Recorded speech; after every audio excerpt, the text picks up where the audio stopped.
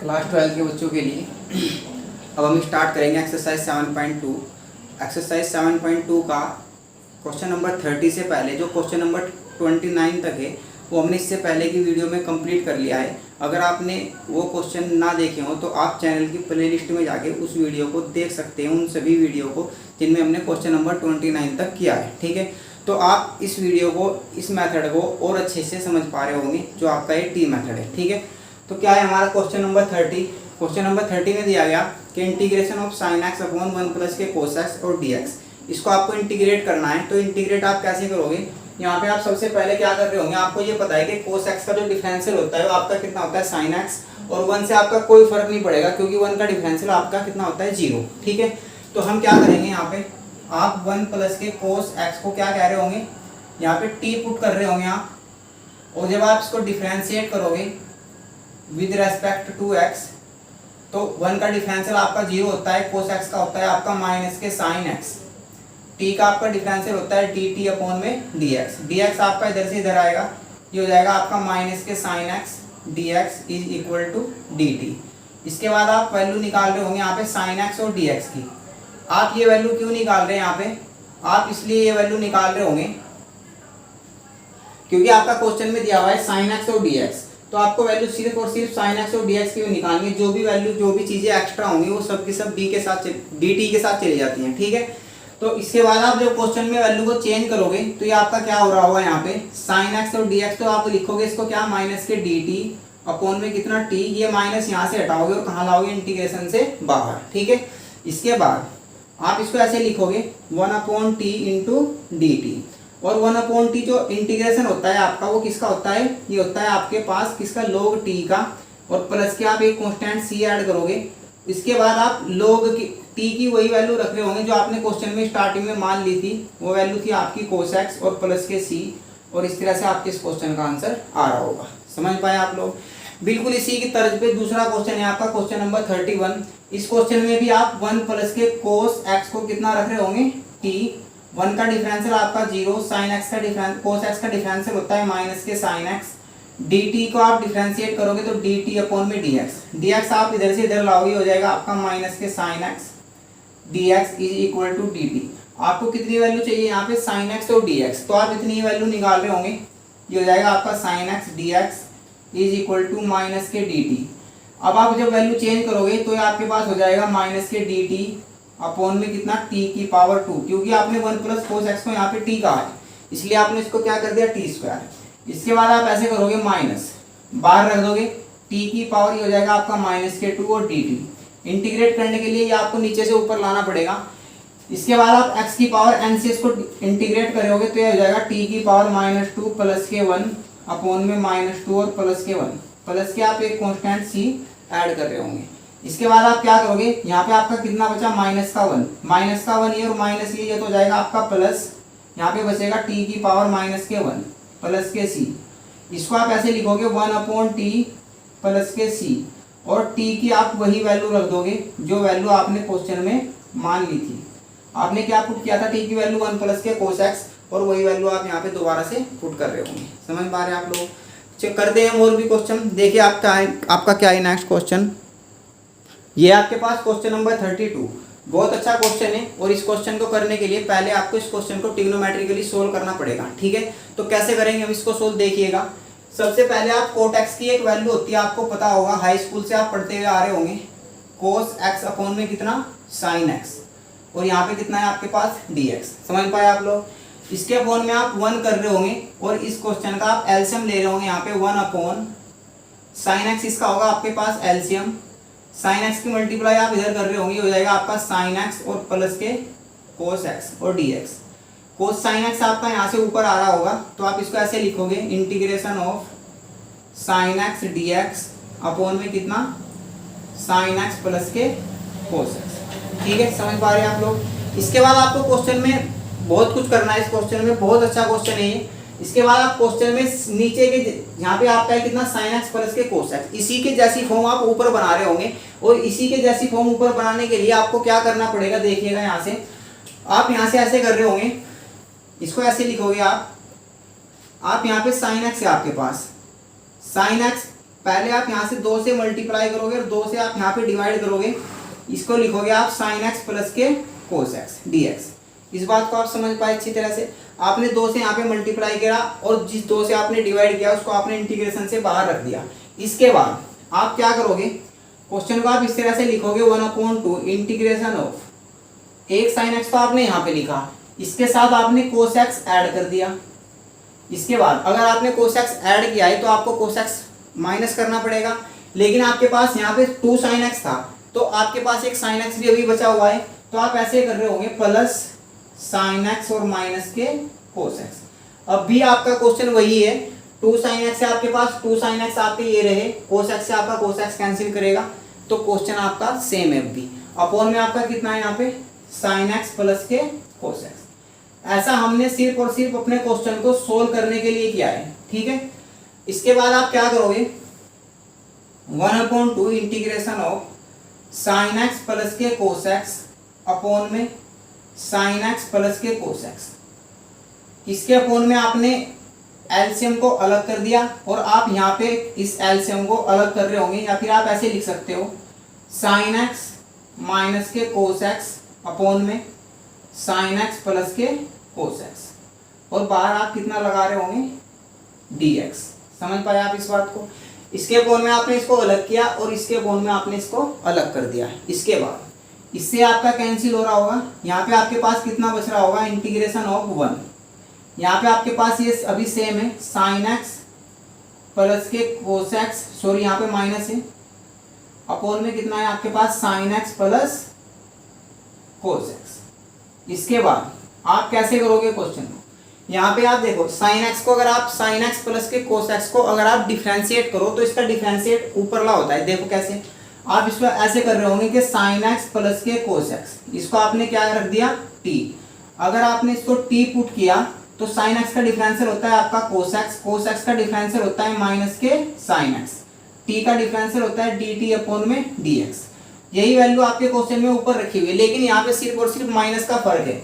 तो आप क्या कर रहे होंगे, पहले आप यहाँ से माइनस कॉमन लोगे, ये माइनस कॉमन लेके ये हो जाएगा आपका sine x minus K cos x, ठीक है। अगर 2 वैल्यू होती है और वहां से आप माइनस कॉमन ले रहे होंगे तो वैल्यू पलट जाती है, यानी कि जो माइनस की होती है वो प्लस की हो जाती है, जो प्लस की है वो माइनस की। इसके बाद यहाँ पे आप लिखोगे dx is equal to dt। यहाँ से ये माइनस आप कहाँ ले जाओगे dt के साथ, इसको ऐसे लिखोगे sign x minus K cos x dx is equal to minus K dt। इस तरह से लिख पा रहे होंगे आप।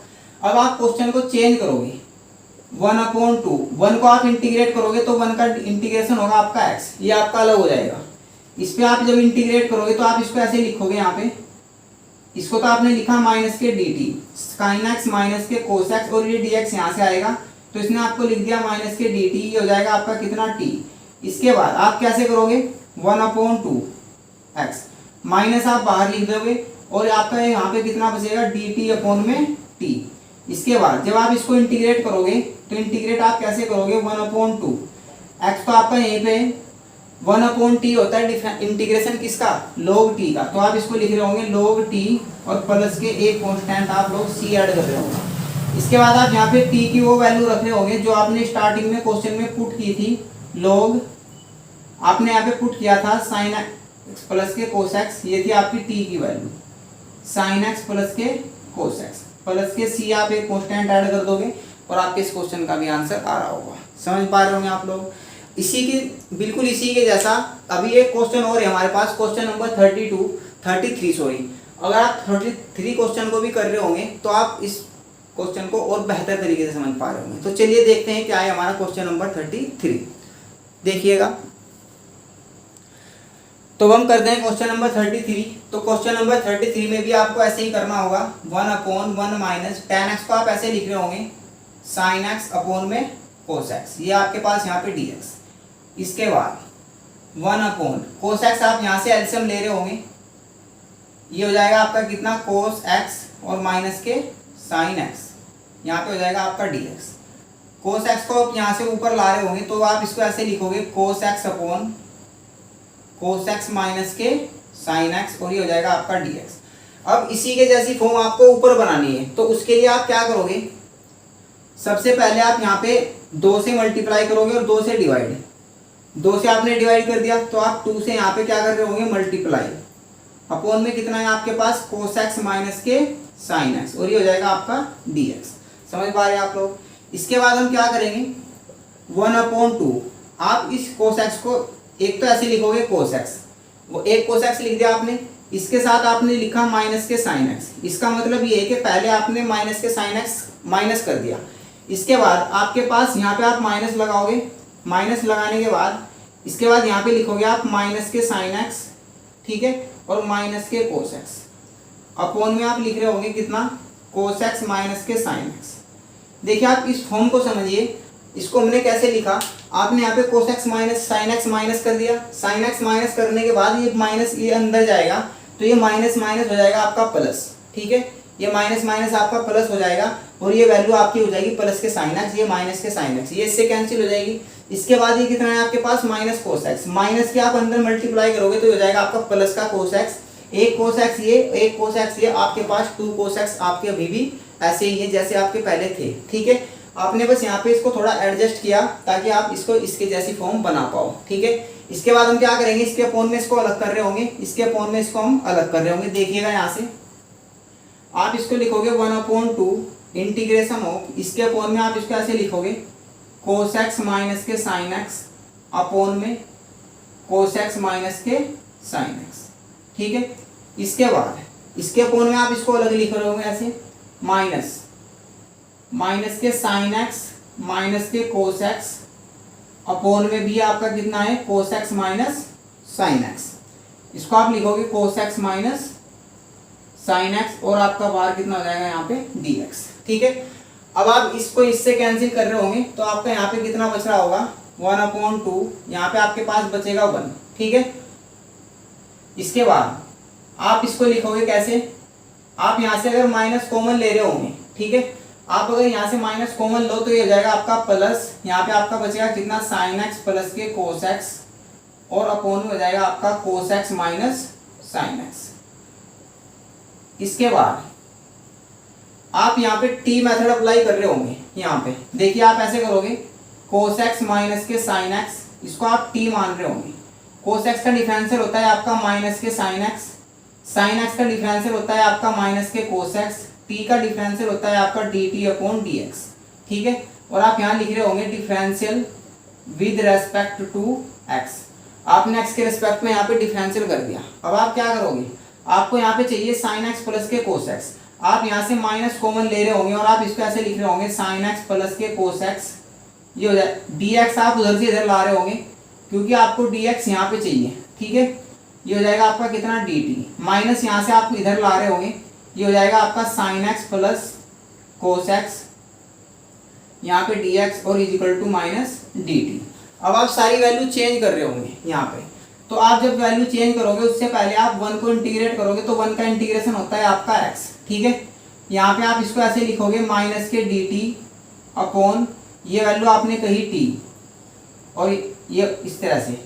अब आप क्या करोगे, इसको लिखोगे 1/2 x, 1/t इंटीग्रेशन होता है किसका log t का, माइनस आपका यहीं पे रहेगा, ये हो जाएगा आपका log t प्लस के c। अब आप कैसे करोगे 1/2 ये हो जाएगा x माइनस के log t के, आप वही वैल्यू रख दोगे, ये हो जाएगा आपका cos x माइनस के sin x और प्लस c, और इस तरह से आपके इस क्वेश्चन का भी आंसर आ रहा होगा।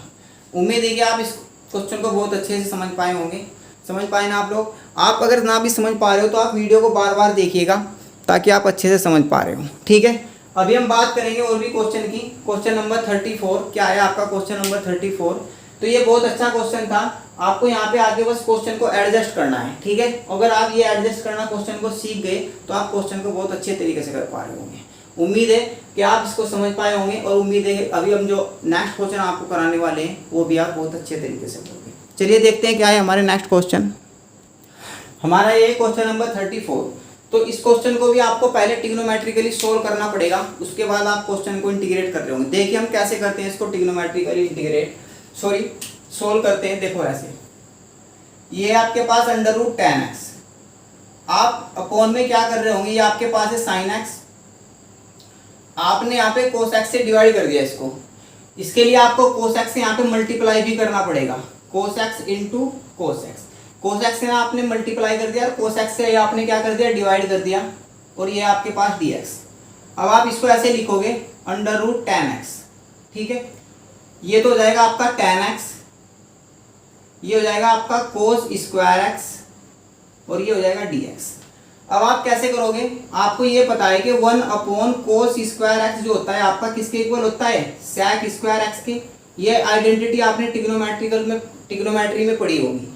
अब आप इसको ऐसे लिखोगे integration of under root tan x, और इसको आप ऐसे लिखोगे sec स्क्वायर एक्स अपॉन में कितना है आपके पास tan x।